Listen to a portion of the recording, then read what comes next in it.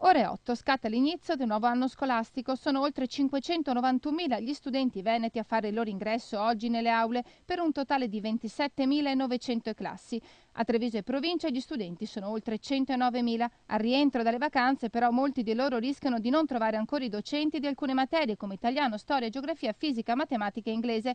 Le ultime convocazioni avverranno domani per le medie e superiori e giovedì per gli asili e le elementari. E intanto solo nel Trevigiano oltre 40 scuole aprono senza bidelli e segretari. Ma i problemi non finiscono qui. Durante l'anno ci saranno molte difficoltà a garantire ad esempio le eventuali assenze degli insegnanti in ruolo. Molti tagli, questo è il problema più grande, sia come risorse economiche sia come personale.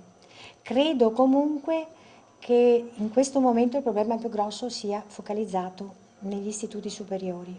Noi andiamo a regime, quindi per citarle un problema concreto col quale ci misureremo, la semplice sostituzione degli insegnanti assenti costituirà un problema.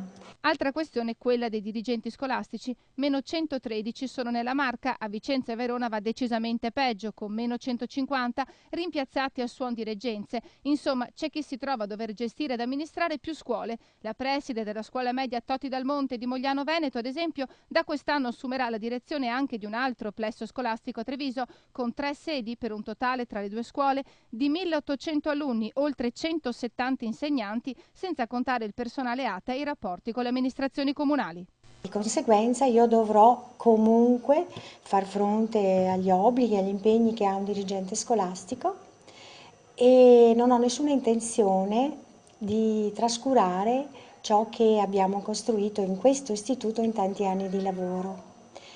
Quindi diciamo i tagli hanno una ricaduta che noi nel nostro ambito cerchiamo di circoscrivere in modo che non ricadano sulla qualità della scuola.